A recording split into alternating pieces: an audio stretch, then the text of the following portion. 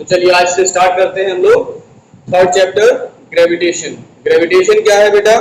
किसने बताया था ग्रेविटेशन को सबसे पहले? तो न्यूटन भाई साहब ने बताया था। किसने बताया था? न्यूटन ने सबसे पहले ग्रेविटेशन के बारे में बताया। अब क्या है ग्रेविटेशन? ग्रेविटेशन का मतलब क्या है? ग्रेविटेशन है क्या? वर्ड का मतलब क्या है? What is gravitation? What is gravitation? Gravitation क्या है? न्यूटन ने भैया सबसे पहले ये कहा कि दो ऑब्जेक्ट अगर आप रख दीजिए, अगर आपके पास दो ऑब्जेक्ट रख दीजिए तो दो ऑब्जेक्ट हमेशा एक दूसरे को अट्रैक्ट करते हैं। दो ऑब्जेक्ट हमेशा एक दूसरे को अट्रैक्ट करते हैं। किस प्रकार अट्रैक्ट करते हैं? सेंट्रल अट्रैक्ट करते हैं। कैसे अट्रैक्ट करते हैं? सेंट्रल अट्रैक्ट करते हैं। यानी जो इनका फोर्स होगा, पहला वाला ऑब्जेक्ट, ये मान लीजिए पहला ऑब्जेक्ट है और ये दूसरा ऑब्जेक्ट है, तो ये वाला ऑब्जेक्ट इसको अट्रैक्ट करेगा और ये वाला ऑब्जेक्ट इसको अट्रैक्ट करेगा। और अट्रैक्शन फोर्स कहाँ लगेगा? अट्रैक्शन फोर्स जो लगेगा वो कहाँ पर लगेगा? यानी इस ऑब्जेक्ट को खींचेगा तो, लेकिन कहाँ से पकड़ के खींचेगा? इस ऑब्जेक्ट को खींचेगा, लेकिन कहाँ से पकड़ के खींचेगा? इसके सेंटर से पकड़ के खींचेगा। कहाँ से? इसके सेंटर से पकड़ के खींचेगा। ये न्यूटन ने बताया। ये वाला ऑब्जेक्ट इस पर फोर्स लगाएगा, इसको खींचेगा, ये वाला ऑब्जेक्ट इसको खींचेगा, यानी दोनों ऑब्जेक्ट एक दूसरे को खींचेंगे। अगर हम खड़े हैं, मैं हूं, मेरे सामने राहिल हुसैन खड़े हो जाएं, तो राहिल हुसैन को मैं अट्रैक्ट करूंगा और मुझे राहिल हुसैन अपनी तरफ अट्रैक्ट करेंगे। कैसे अट्रैक्ट करेंगे? हमारी बॉडी का जो सेंटर होगा उस सेंटर पर फोर्स लगा के अट्रैक्ट करेंगे। देखो, हम पर अगर हमें अट्रैक्ट करना है, हमें अपनी तरफ खींचना है, तो हो सकता है हमारा हाथ बांध के खींच लो, हमारा खोपड़ी बांध के खींच सकते हो, हमारी पैर बांध के खींच सकते हो। फोर्स अलग अलग पॉइंट पर लगाया जा सकता है। बट जो ग्रेविटेशनल फोर्स लगता है वो कहाँ लगता है? सिर्फ और सिर्फ बॉडी के सेंटर पर लगता है। जो भी बॉडी का सेंटर होगा, हमें ये नहीं पढ़ना कि बॉडी का सेंटर कहाँ होगा। हमें इस चैप्टर में ये नहीं पढ़ना, या हम 11th क्लास में जाकर पढ़ेंगे कि किसी बॉडी का सेंटर होता कहाँ पर है, किसी बॉडी का सेंटर ऑफ मास कहाँ पर होता है, वो हम 11th क्लास में टॉपिक में पढ़ेंगे। बट हमें यहाँ पर ये पढ़ना है कि फोर्स जो है वो ग्रेविटेशनल फोर्स का मतलब क्या है। The attraction force between two bodies, दो बॉडीज के बीच में लगने वाले अट्रैक्शन फोर्स को ग्रेविटेशनल फोर्स कहते हैं। सिंपल सी भाषा में है, दो ऑब्जेक्ट्स के बीच में लगने वाले फोर्स को ग्रेविटेशनल फोर्स कहते हैं। वो दो ऑब्जेक्ट कोई भी हो सकते हैं, बट अगर उन दो ऑब्जेक्ट में से एक ऑब्जेक्ट अर्थ हो, तो अर्थ जो फोर्स लगाती है किसी दूसरे ऑब्जेक्ट पर, उसको ग्रेविटी कहा जाता है। दो वर्ड है अलग अलग, ग्रेविटेशन और ग्रेविटी। ग्रेविटेशन इज जनरल, यानी यूनिवर्सल है। वो पूरे यूनिवर्स में कहीं पर भी चले जाओ, दो ऑब्जेक्ट अगर आपको मिल जाएं, उनके बीच में जो अट्रैक्शन फोर्स लग रहा है, which is known as gravitational force या ग्रेविटेशन। बट अगर उन दोनों ऑब्जेक्ट में से एक ऑब्जेक्ट अर्थ है, एक ऑब्जेक्ट अगर अर्थ है, अर्थ और दूसरे ऑब्जेक्ट को छोड़ दीजिए, कोई भी दूसरा ऑब्जेक्ट हो सकता है, सन, मून, है ना, स्टार्स, कुछ भी दूसरे ऑब्जेक्ट को कुछ भी मान लो पूरे यूनिवर्स में, बट एक ऑब्जेक्ट हमारा कौन होना चाहिए? अर्थ होना चाहिए। तो अर्थ जो फोर्स लगाती है, अट्रैक्शन फोर्स लगाती है किसी भी ऑब्जेक्ट पर, व्हिच इज नोन एज,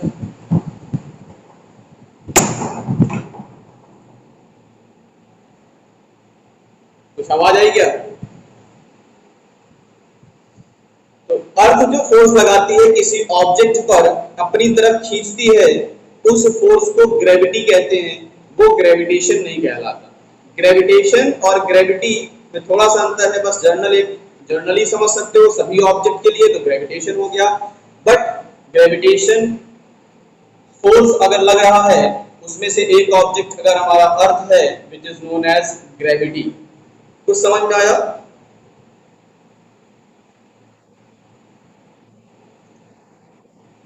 तो देखो बेटा, बहुत आसान है अगर समझना है। ग्रेविटेशन क्या है? Force between two objects. दो ऑब्जेक्ट अगर रखे हैं, दो ऑब्जेक्ट के बीच में क्या लगने वाला है? फोर्स लगता है। अगर कोई भी ऑब्जेक्ट है, अब बस फर्क कितना है कि जैसे मेरे बीच में और राहिल हुसैन के बीच में भी मैंने कहा अट्रैक्शन फोर्स लगेगा, ग्रेविटेशनल फोर्स लगेगा। बट हमारे ऑब्जेक्ट के बीच की डिस्टेंस बहुत कम रहेगी। ये जो ग्रेविटेशनल फोर्स है ये छोटी डिस्टेंस पर वर्क नहीं करता, लार्ज डिस्टेंस पर वर्क करता है। यानी दो ऑब्जेक्ट के सेंटर के बीच की डिस्टेंस बहुत ज्यादा होनी चाहिए। दो ऑब्जेक्ट के सेंटर के बीच की डिस्टेंस जो है काफी ज्यादा होनी चाहिए, तब ये इफेक्टिव होता है। लगता है बट इफेक्ट दिखाई नहीं देता कब तक, जब तक दोनों ऑब्जेक्ट के बीच की डिस्टेंस कम रहेगी। दो ऑब्जेक्ट के बीच की डिस्टेंस को आप बहुत बड़ा कर दीजिए, बहुत ज्यादा दूर कर दीजिए दोनों ऑब्जेक्ट को, तो दोनों ऑब्जेक्ट के बीच में ग्रेविटेशनल फोर्स लगेगा और उसका इफेक्ट हमें दिखाई देगा। यानी राहिल हुसैन को और मुझको हमको यहाँ पर रख दिया जाए, अकेला छोड़ दिया जाए, अर्थ को हटा करके, अर्थ अगर ना हो, एग्जिस्ट ना करे, हमको छोड़ दिया जाए, राहिल हुसैन को हमसे कई गुना दूर ला करके रख दिया जाए, बहुत दूर रख दिया जाए, तो राहिल हुसैन का जो मुझ पर फोर्स लग रहा है और मुझ पर जो राहिल हुसैन पर फोर्स लग रहा है, वो सारे फोर्सेस का इफेक्ट हमें दिखने लगेगा और हम एक दूसरे को अट्रैक्ट करने लगेंगे और शायद हम लोग भी एक दूसरे के चारों तरफ रिवॉल्व करने लगेंगे, जैसे सन के चारों तरफ अर्थ रिवॉल्व करती है और अर्थ के चारों तरफ मून रिवॉल्व करता है। अगर ऐसा हो जाए तो देखो, अर्थ एक सेपरेट बॉडी है, अर्थ और मून ये दोनों एक सेपरेट बॉडी है। अर्थ मून पर अट्रैक्शन फोर्स लगाता है, मून अर्थ पर अट्रैक्शन फोर्स लगाता है, दोनों एक दूसरे से बंधते हैं, दोनों एक दूसरे पर फोर्स लगाने की कोशिश करते हैं, अपनी तरफ खींचने की कोशिश करते हैं, पर अपनी तरफ खींच नहीं पाते। वो क्या करते हैं, रोटेट करना स्टार्ट करते हैं, चारों तरफ रोटेट करने लगते हैं। कभी भी आप कोशिश करके देखिएगा कि अगर आप किसी ऑब्जेक्ट को खींच रहे हो और सामने वाला ऑब्जेक्ट खींच नहीं आ रहा, अपनी तरफ नहीं आ रहा है, तो जाहिर सी बात है सर्कुलर मोशन पे रोटेट करने लगेगा। आपने किया भी है बट आपको पता नहीं है कहां पर। एग्जांपल फॉर एग्जांपल, जैसे आप किसी पत्थर को बांध लो किसी रस्सी से, उसके बाद उसको आप नचाते हो, आप घुमाइए तो पत्थर बाहर भागना चाहता है, आप क्या करते हो, सेंटर की तरफ इस उंगली पर फोर्स लगाकर उसको रोके रखते हो, उसको घुमाते हो तो आप देखते हो कि आप सेंटर की तरफ फोर्स लगाकर उसको खींच रहे हो, अपनी तरफ खींचते हो, और जब खींचते हो तो वो रोटेट करता है, चारों तरफ रोटेट करता है। क्यों? क्योंकि आप उसको अपनी सेंटर की तरफ खींच रहे हो। भाई एक सर्कल बनता है ना, पत्थर से अगर पत्थर को बांध दिया रस्सी से तो आप घुमाते हो तो एक सर्कल बनता है, पत्थर एक सर्कल में घूमता है और आप हाथ से फोर्स लगाते हो अपनी तरफ, यहाँ पर फोर्स लगाते हो आप इस पॉइंट पर जहां से आपने रस्सी को पकड़ के रखा हुआ है, उस पर आप फोर्स लगाते हुए अंदर को खींचते हो। कभी महसूस करना, अंदर को आप खींचते हो। अगर आप उसको छोड़ दो, रस्सी छोड़ दो, तो ऑब्जेक्ट बाहर की तरफ भाग जाएगा, पत्थर बाहर की तरफ भाग जाता है। क्यों भाग जाता है? क्योंकि आप उसको तरफ खींच करके रखे हो, जो खींच रहे हो वो ग्रेविटेशनल फोर्स है। आप समझिए, इस तरह से महसूस करिए, वो ग्रेविटेशनल फोर्स है। इसी तरीके से अर्थ सन के साथ बंधा हुआ है, अर्थ जो है वो सन के साथ बंधा हुआ है इसी ग्रेविटेशनल फोर्स के साथ। ग्रेविटेशनल फोर्स के कारण से सन अपनी तरफ अर्थ को खींच रहा है, बट अर्थ जा नहीं सकता उसकी तरफ, तो क्या करता है, रोटेट करना चालू कर देता है। जहां पर भी हम किसी चीज को अट्रैक्ट करते हैं अपनी तरफ, और अगर वो खींच नहीं सकता क्योंकि वजन काफी ज्यादा है, मास काफी ज्यादा है, इस वजह से वो हमारी तरफ अट्रैक्ट तो नहीं हो सकता, तो क्या होता है, वो रोटेट करना स्टार्ट कर देता है। मे भी समझ में आया होगा, बहुत सारे फिनोमेना ऐसे हैं।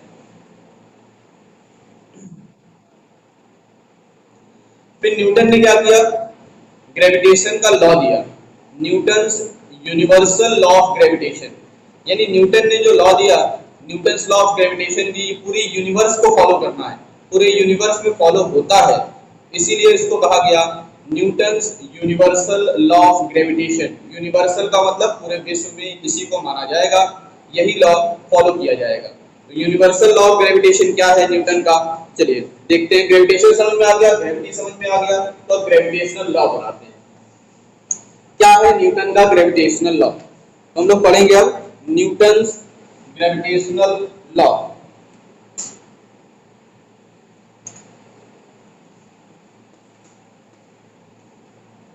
Newton's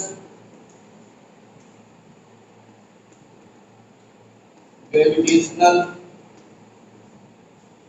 law. न्यूटन का ग्रेविटेशनल लॉ निहायत आसान है, स्टेटमेंट आपको याद करना है। स्टेटमेंट अगर नहीं याद करोगे तो ये सरदर्द बनी रहेगी, और ये स्टेटमेंट अगर याद कर लोगे तो 11th में बहुत अच्छा लगेगा आपको। सर ने मुझे 9th क्लास में पढ़ाया था, मैंने 9th क्लास में याद करके ये स्टेटमेंट बहुत अच्छा काम किया। 11th में जरूरत पड़ेगी, 12th में जरूरत पड़ेगी, सिर्फ इसी स्टेटमेंट की बहुत सारी चीजों को प्रूव करने में। तो जरूरी है कि स्टेटमेंट आप अच्छे से याद कर लीजिए, और कोई बहुत बड़ा स्टेटमेंट नहीं है और छोटा सा स्टेटमेंट है, बहुत आसान सा स्टेटमेंट है। देखिए क्या है स्टेटमेंट, द अट्रैक्शन फोर्स या force of attraction, force of attraction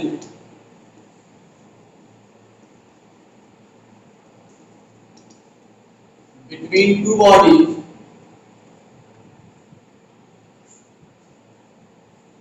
the force of attraction between two bodies is directly proportional to the product of their masses and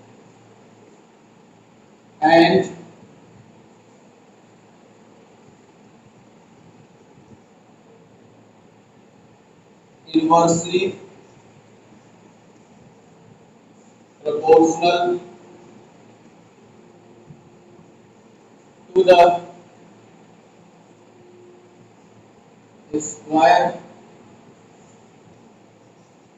of the distance between them.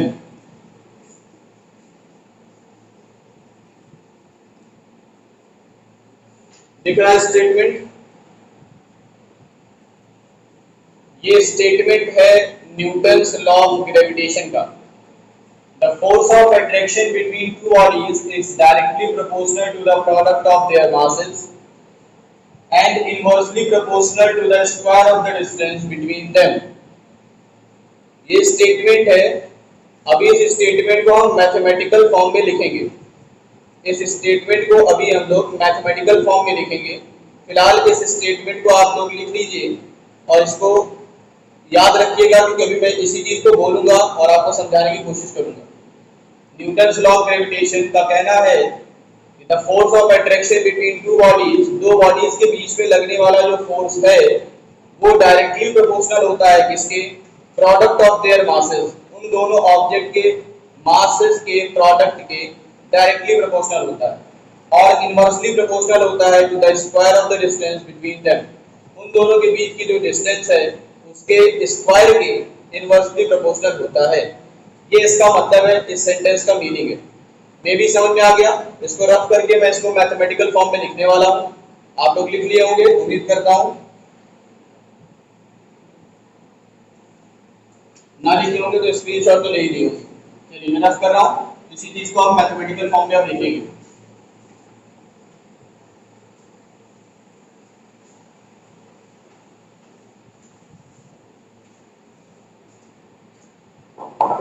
देखिएगा,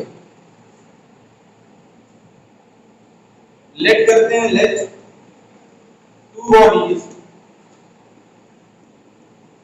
of masses m1 and m2 are placed at a distance r। मतलब समझा होगा कि मान लिया कि दो bodies हैं, दोनों बॉडीज का मास m1 और m2 है और उनके दोनों के बीच की दूरी कितनी है, r है। Then according to Newton's law of gravitation, Newton's law of gravitation, Newton के ग्रेविटेशनल लॉ के अकॉर्डिंग F जो होगा फोर्स बिटवीन टू बॉडीज, दो बॉडीज का बीच लगने वाला फोर्स डायरेक्टली प्रोपोर्शनल, ये डायरेक्टली प्रोपोर्शनल का साइन है, directly proportional to the product of their masses. यही तो लिखा था स्टेटमेंट में, प्रोडक्ट ऑफ देयर मासेस, उनके मासेस के प्रोडक्ट, तो उनके मासेस का प्रोडक्ट क्या होगा, m1 m2 होगा। तो डायरेक्टली प्रोपोर्शनल हो गया फोर्स किसके, product of their masses and inversely proportional, and inversely proportional, inversely proportional का मतलब प्रोपोर्शनल का साइन तो यही लगेगा बट 1 अपॉन में लिखा जाएगा। इनवर्सली का मतलब 1 अपॉन में लिखा जाएगा, डायरेक्टली का मतलब जैसे वैसे लिख दीजिए डायरेक्ट, और इनवर्सली का मतलब है ये साइन तो यही रहेगा, साइन तो सेम रहेगा, बट ये 1 अपॉन में लिखा जाएगा। Inversely proportional to the square of the distance, square of the distance, distance का स्क्वायर, डिस्टेंस का स्क्वायर यानी डिस्टेंस कितना है, r डिस्टेंस है, r का square, inversely proportional to the distance of the square between them, हमने r का square कर लिया। अगर इन दोनों इक्वेशन को जो हमने लिख रखी है इनको कंबाइन कर दिया जाए तो f is directly proportional to मिलेगा m1 m2 upon r square, m1 m2 upon r square, ये बन गया ग्रेविटेशनल कांस्टेंट। तो ये है न्यूटन का लॉ, न्यूटन्स ग्रेविटेशनल लॉ। यानी पहला लिखा हमने F is directly proportional to m1 m2, F is directly proportional to 1 by r square, दोनों को कंबाइन कर लिया, दोनों को एक साथ लिख लिया तो m1 m2 upon r square आ गया। इतना समझ में आ गया होगा तो मैं आगे रफ करके लिखूं या किसी को लिखना है इतना? स्क्रीनशॉट लेते चलिएगा, किसी को नोट्स में लिख लीजिएगा, रफ कर रहा हूं, ठीक है?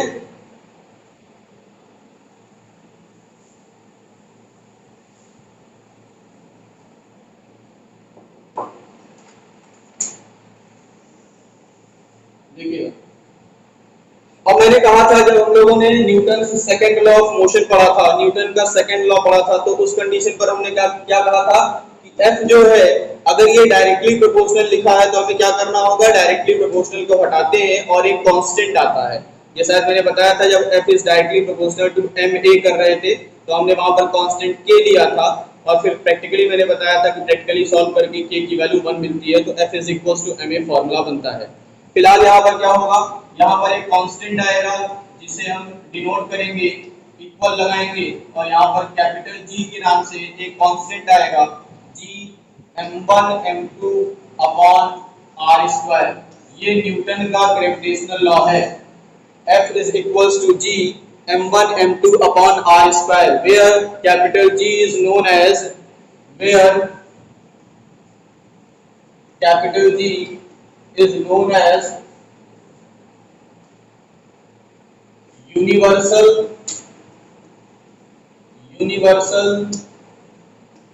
gravitational constant। कैपिटल जी को क्या कहा जाता है, यूनिवर्सल ग्रेविटेशनल कांस्टेंट कहा जाता है। यानी इस कांस्टेंट की वैल्यू दुनिया में कहीं भी चले जाइए, विश्व में पूरे यूनिवर्स में कहीं पर भी चले जाओ, सोलर सिस्टम कहीं पर भी, किसी भी देश दुनिया किसी भी प्लेनेट पे चले जाओ, जी की वैल्यू चेंज नहीं होगी। यूनिवर्सल का मतलब है फिक्स, पूरे दुनिया में फिक्स, कहीं पर भी किसी भी कोने में चले जाओ, किसी से कुछ फर्क नहीं पड़ने वाला, कुछ मिल जाए तो कुछ ना मिले तब भी कोई फर्क नहीं पड़ता, उसे कहते हैं यूनिवर्सल। पूरे यूनिवर्स में एक जैसा हो जाए उसे कहा जाता है यूनिवर्सल ग्रेविटेशनल कांस्टेंट। ऐसा कांस्टेंट है यूनिवर्सल ग्रेविटेशनल कांस्टेंट। इस कांस्टेंट की क्या वैल्यू होती होगी, जैसे हम लोगों ने पढ़ा था F is directly proportional to ma पढ़ा था, Newton second law of motion, वहां पर हमने पढ़ा k एक कांस्टेंट था जिसकी वैल्यू प्रैक्टिकली हमने फाइंड की थी 1 होती है, हमने पढ़ लिया था कि प्रैक्टिकली इसकी वैल्यू 1 होती है, बट इसकी वैल्यू 1 नहीं होती, इसकी प्रैक्टिकली कुछ ना कुछ वैल्यू होती है। वो वैल्यू कितनी होती है तो हम पढ़ेंगे कि इसकी वैल्यू कितनी होती है। तो भाई g की वैल्यू क्या होती है, तो value of g is equals to 6.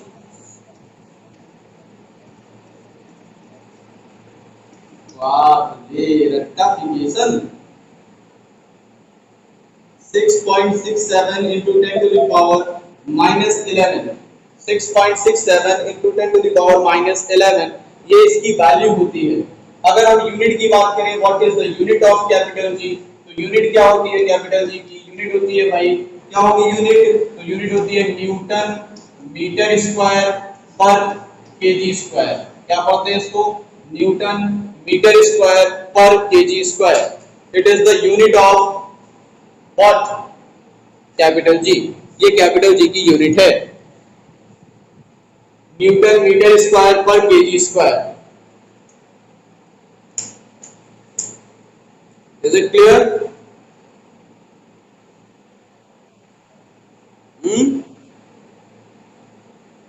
Clear है?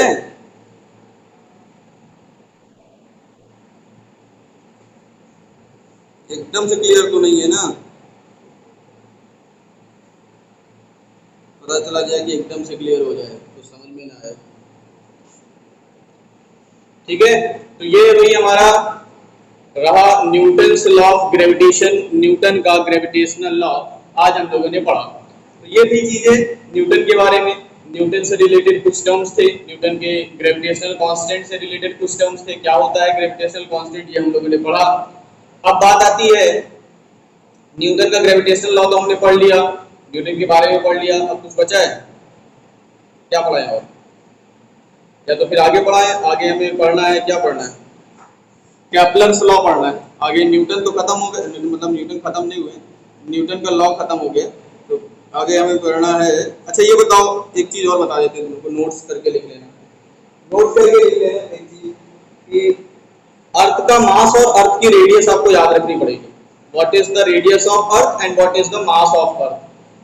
अर्थ का मास कितना होता है और अर्थ की रेडियस कितनी होती है, पता है किसी को अर्थ का मास और अर्थ की रेडियस? किसी को पता है?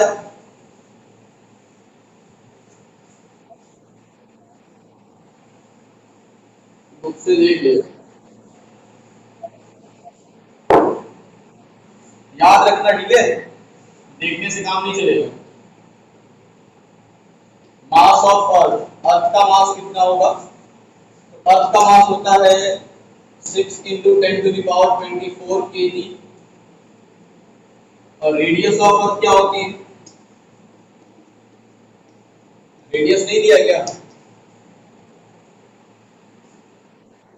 दिया है क्या?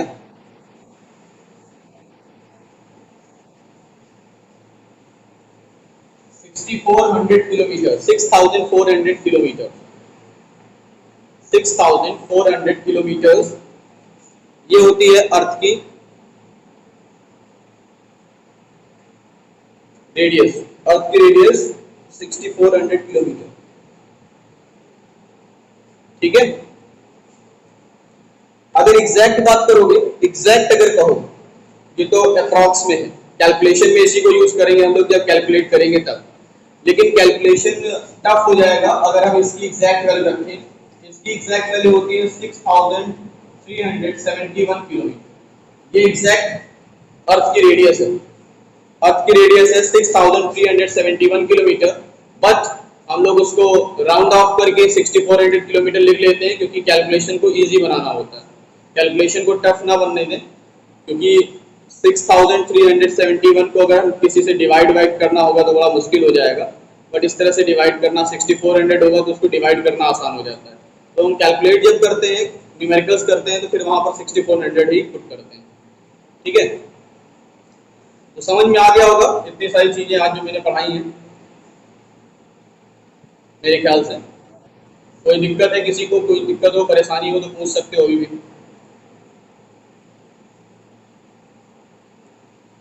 क्योंकि आज मैं एक ही टॉपिक पढ़ाऊंगा, दूसरा टॉपिक आज नहीं पढ़ाऊंगा, क्योंकि जिस स्पीड से हम लोग चल रहे हैं, अगर इस स्पीड से चलते रहे तो एक डेढ़ महीने में हम लोग का पूरा कोर्स खत्म हो जाएगा, क्योंकि छोटे छोटे चैप्टर हैं आपके, कोई बहुत बड़े चैप्टर तो है नहीं, छोटे छोटे चैप्टर हैं, जल्दी से खत्म हो जाएगा, कोई मतलब नहीं बनता है, फिर अभी बहुत टाइम है, फाइनल एग्जाम्स होंगे फरवरी में जाकर के।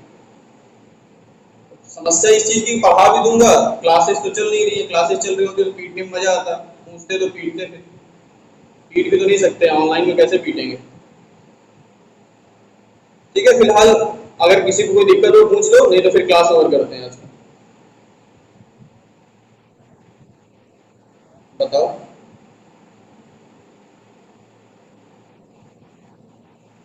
बुक तो बहुत सारी है बेटा, फिजिक्स की बुक बहुत सारी है, कौन सी बुक की बात करूं,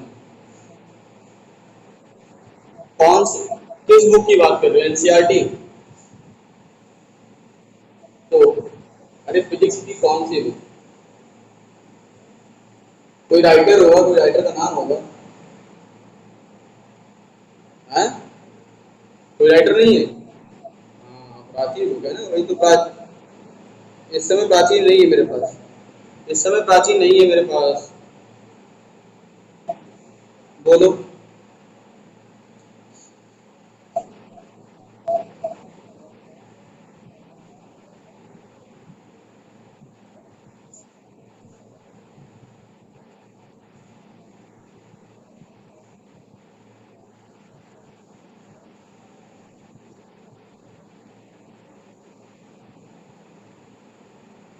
एक सर्कुलर ट्रैक है, ट्रक नहीं है, पहली चीज। डायमीटर दिया हुआ है ए से बी तक, सरकमफ्रेंस कितना दिया है?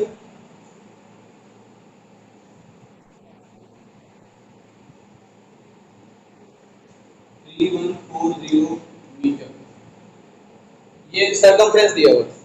और आगे क्या दिया हुआ है? फिर से पूरा पढ़ो क्वेश्चन फिर से।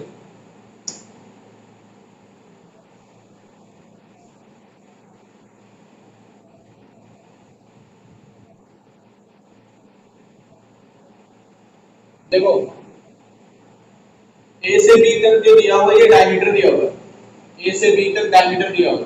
कह रहा है कि एक इंसान है, धावक है, दौड़ने वाला इंसान है, एथलीट है, वो यहाँ से स्टार्ट करता है, सर्कुलर पाथ में जाता है, ऐसे जाता है, यहाँ से ऐसे गया, ए से बी तक जा रहा है। ए और बी, जो ए बी जो है वो क्या है? डायमीटर है। और एक इंसान यहाँ से यहाँ जा रहा है, ए से बी तक जा रहा है, ए से बी तक गया, तो इसका डिस्टेंस और डिस्प्लेसमेंट फाइंड करना है।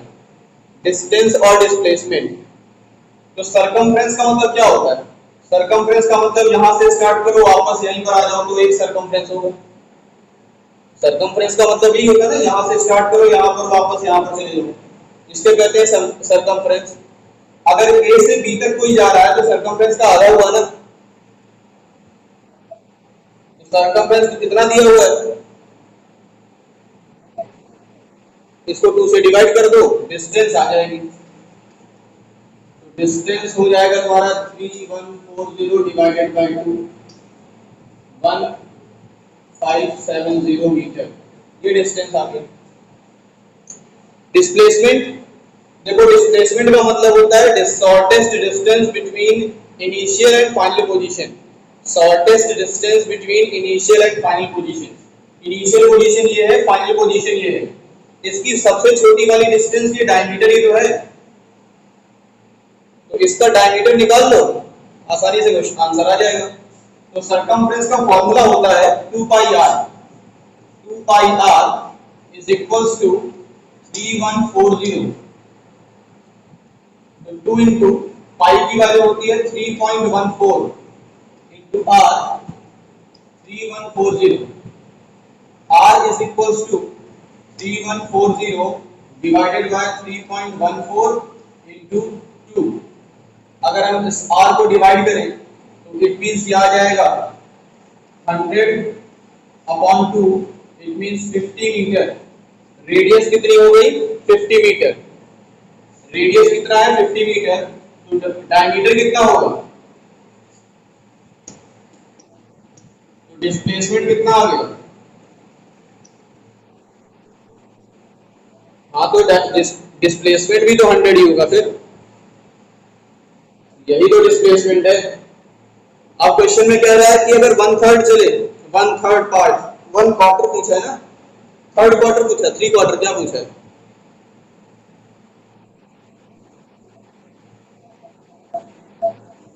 अरे तो पूछो क्या लिखा हुआ है, 3rd क्वार्टर लिखा है कि 1 क्वार्टर लिखा हुआ है?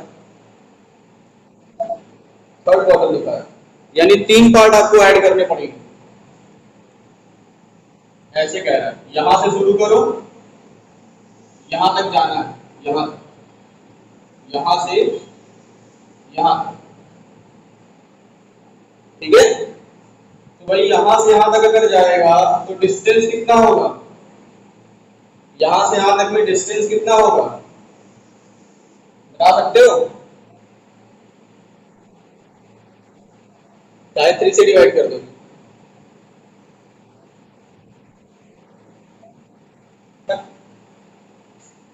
3140 इंटू 3/4, ये करो, 4 से डिवाइड कर दो, 3 से मल्टीप्लाई कर दो। 4 से डिवाइड करोगी तो ये पार्ट आएगा, एक पार्ट।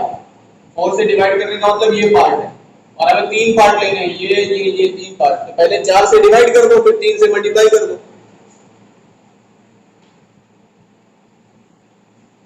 थर्ड क्वार्टर लेना है ना, 3 क्वार्टर से है, इसीलिए पहले 4 से डिवाइड कर दो, 1 क्वार्टर का आ जाएगा, उसको 3 से मल्टीप्लाई कर दो, 3 क्वार्टर का आ जाएगा। ठीक, चलो आगे लगाना फिर क्वेश्चंस। नहीं आता तो फिर कल पूछते हैं, कल पूछना मतलब, और अगर क्वेश्चन पूछोगे तो ठीक है, अच्छी बात है, नहीं तो फिर मैं आगे पढ़ाऊंगा, कैप्लर्स लॉ कल पढ़ाऊंगा, ठीक है।